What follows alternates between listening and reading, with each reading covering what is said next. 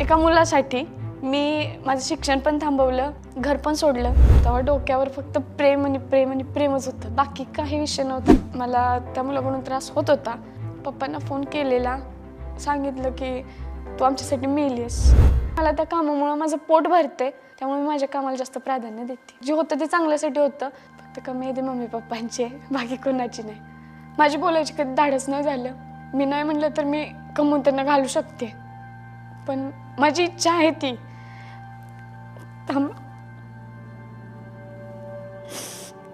आज तुम्हाला मी माझी रिअल स्टोरी जी आहे, माझी पूर्ण जी गोष्ट आहे लाईफची, ते सगळं तुम्हाला सांगणार आहे. जे माणसांचा दृष्टिकोन आहे आता माझ्याकडे बघण्याचा, की ही डान्स करते, ही छपरी आहे असं वगैरे काही, तर मला वाटतंय थोडं काही ना तुमचा बघण्याचा दृष्टिकोन बदलेल.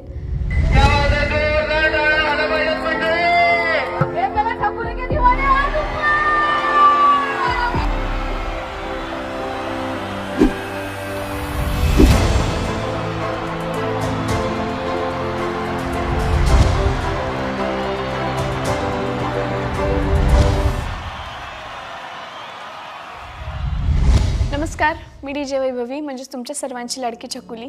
तर माझं पूर्ण नाव आहे वैभवी जितेंद्र कांबळे. माझा जन्म इस्लामपूरमध्ये झाला.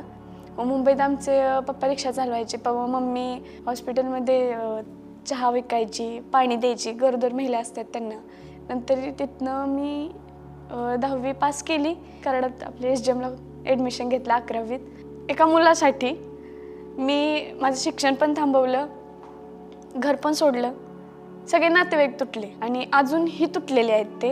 इवन माझे मम्मी पप्पा मला बघतायत रोज, तरी पण बोलत नाहीत.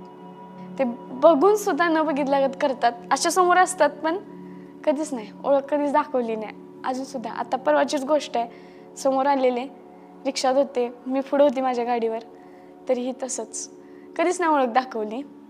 ते पप्पांना कधी मान्यच नव्हतं की बाहेर जायचं, लिपस्टिक लावायची, काजळ लावायचं, केस अशी बांधायची, फॅशन कधीच नाही, असं चाललंच नाही पप्पांना. तरी पण मी कॉलेजला जायची, हे सगळं बाहेर बाहेर करायची. मी घरी येताना सभ्य यायची. तरी झालं, कळलं घरात, पण असं वाटायला लागलं की बाहेर फ्रीडम आहे बाकीच्यांचं बघून. त्यामुळं मी बाहेर जायचा प्रयत्न केला आणि शेवटी अक्षरशः ज्या दिवशी मी घरातून बाहेर पडले त्या दिवशी पप्पा घरात होते. घरातनं जाताना मी विचारलं फक्त, पप्पा मी जाणार आहे, मला नाही राहायचं. मी पळून जाण्यापेक्षा मी सांगून गेलेली बरी आहे. पप्पा म्हणले, बघ अजून पण विचार कर, एकदा तू उमरम ओलांडला ही परत तुला घरात जागा नाही. तेव्हा डोक्यावर फक्त प्रेम आणि प्रेम आणि प्रेमच होतं, बाकी काही विषय नव्हता. हे माहीत नव्हतं की मी पुढं काय करणार आहे, कशी राहणार आहे. त्या मुलाकडे काही नव्हतं. तो मुलगा स्वतः घरातनं बाहेर आलेला, त्याच्याकडे एक रुपया नव्हता, का घर नव्हतं, काहीच नव्हतं. मी आपल्या पप्पांना म्हणले, ठीक आहे मी जाणार आहे. पप्पा गेले रिक्षावर. मी घरात मम्मीनं समजवलं, आजीनं समजवलं, आजीनं मारली त्यावेळेला पण. तेव्हा डोक्यात तेच होतं, नाही घरातली मारतात, त्रास देतात, काय फ्रीडम नाही, काय नाही, बाहेर पडायचं. बाहेर पडलो. त्रास मागच्यांना झालाच सोडा घरातल्यांना, पण परत मी बाहेर घरातनं आल्यावर पप्पांना एक फोन केला की मी आले.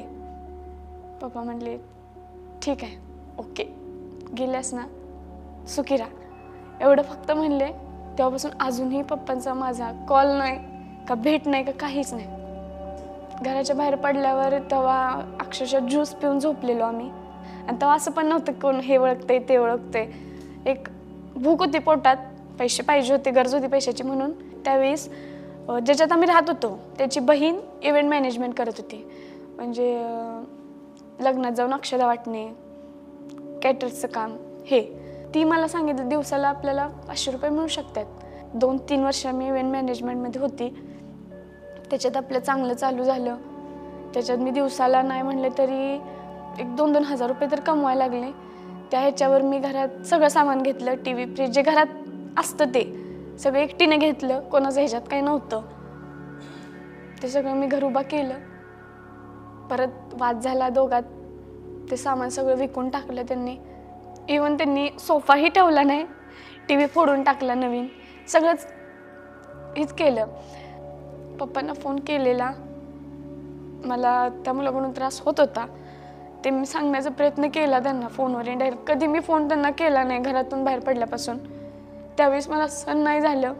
मला असं वाटलं की ते एक्सेप्ट करतील माझं रडणं, माझं बघून. ते नाही केलं. त्यांनी सांगितलं की तू आमच्यासाठी मेलीस, आम्ही नाही करू शकत एक्सेप्ट, मला 2 मुलं आहेत अजून. तो शब्द ऐकला तेव्हापासून पप्पांना आत्तापर्यंत मी फोन कधी केलेला नाही. कधी दिसले तरी मी स्वतःहून असे कधीच नाही. तो काम करायचा नाही, मी करायची. परत मला नको वाटायला लागलं ना, आपण कमवायचं, ह्यानं खायचं, वरनं मार खाऊन घ्या हे कोणी सांगितले. ते मी बंदच केलं. त्याच्यातून बाहेरच पडली. मी जे बाहेर पडली ती पूर्णपणे बाहेर पडली. परत तिथून इव्हेंट करत करत मैत्रिणीचा तो फ्रेंड होता, ती मला म्हणली नाही का तो 2,500 रुपये देईल, नुसतं साऊंड फूड उभा राहायचं त्याच्या साईडला. म्हणजे ठीक आहे. आणि आवड म्हणजे काय होती, मला अशी साऊंडची वगैरे नव्हती, साऊंड वाजतोय, डान्सची आवड आहे मला जास्त करून, त्यामुळे एक आवड होती म्हणून मी गेली. तिथं शो केला. तिथं 2,500 द्यायचं ठरलेलं, त्यांनी मला स्वखुशीने 3,500 रुपये दिले. मग ते अजून माझ्या ती वाढायला लागलं. असं काय वाटलं नव्हतं आपण व्हायरल होईल नाही तर काय. तेव्हा शो संपला, सगळी इतकी पब्लिक आली ती माझ्यापाशी, तेव्हा पण काय माहीत नव्हतं नाही ते का आली आहे, तर हे काय आहे. जेव्हा ते फोटो काढायला लागले तेव्हा माझं मला आतून एकदम नाही का प्राऊड फील झालं, भारी वाटलं. नंतर झालं, रात्रीत फेक अकाउंट्स निघले. रात्रीत खूप फेक अकाउंट्स निघले. माझं स्वतःचं नव्हतं अकाउंट, पण फेक अकाउंट्स लय निघले. त्या फेक अकाउंट्समुळे मी वर आली. ॲक्च्युअलमध्ये खूप शो केले, कर्नाटक, जालना, नगर, असं लय लांब लांब केले. त्याच्यातनं मग चालूच झालं.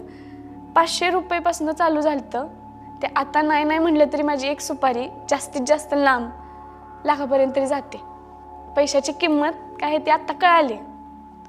तेव्हाचे 500 रुपये आणि आत्ताचे ते किंमत तर कळाली पैशाची जास्त. आत्ता असं वाटते चांगल्या ह्यानं जे होतं ते चांगल्यासाठी होतं. आणि मी बाहेर पडून आत्ता मी स्वतःच्या पाव एकदम भारी उभा आहे. मी काय कोणाचं काय ह्याच्यात नाही, कशाची कमी नाही, काय नाही.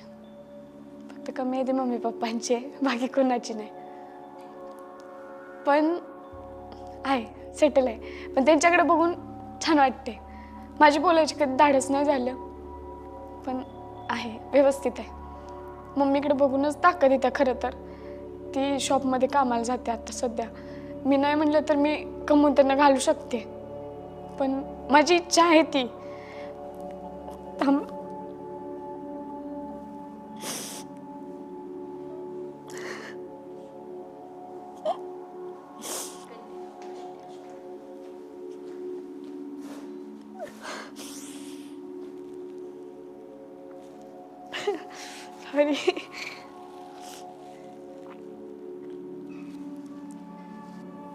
आणि काय माहिती का, मध्ये माझी इतकी सिच्युएशन वाईट होती. साऊंड लाईनमध्ये यायच्या आधी खूप वाईट होती. इतकी वाईट होती की मी अक्षरशः मैत्रिणींच्या घरी जाऊन आठवडाभर राहून त्यांच्यात खाल्ले मी. तेव्हा एक असं वाटत होतं की कोणच नाही, कोणच नाही. पूर्ण मी एकटी पडलेली. आधी मी घरात एकटी झुरायची. मोबाईल पण माणूस किती वेळ बघणार ना, बघून बघून डोक्यावर परिणाम झालता माझा. थोडक्यात काम नाही, घरात नुसतं बसायचं. 2 वर्ष झाली मी आत्ता एकटी राहते. जास्त करून मी करडत नसतेच, बाहेरच असते असं शोवर वगैरे, त्यामुळे मन लागतं. जास्त काय असं वाटत नाही. पण येते आठवण दुसऱ्यांचे मम्मी पप्पा बघून, ते घरात राहतात ते बघून. पण मी एक असं वाटते की आता जी माझी प्रगती आहे ती कधी ना कधीतरी पप्पा बघतील आणि कधीतरी बोलतील स्वतः येऊन. मी मस्त बोलायला तयार आहे आता. मस्त वाटतं दिसले की जावावं, मिठी मारावी, बोलावं. मी रोज मनातल्या मनात सॉरी बोलते. असं समोर दिसलं तरी मी सॉरी बोलते. पहिला विषय काही ती चूक झालेली त्या मुलामुळे माझी, किंवा तो खूप आधीचा पास्ट होता, पण मी माझ्या मस्तीपायी हे केलं आणि मी भोगते. मी रोज भोगते ही गोष्ट. दिवस माझा छान जातो, पण जेव्हा रात्र होतं जेव्हा घरात एकटी असेन तेव्हा कुठे ना कुठेतरी वाटतं की घरात असावं. मला आधी तर काही येत नव्हतं. ऑपरेटिंग तो पेज बघितला की असं वाटायचं राव ह्याच्यात लय बटणं आहेत, कसं आपल्याला एवढं सगळं समजणार. आणि मी कधी ते डोक्यात घेतलं बी नव्हतं मी ते शिकेन.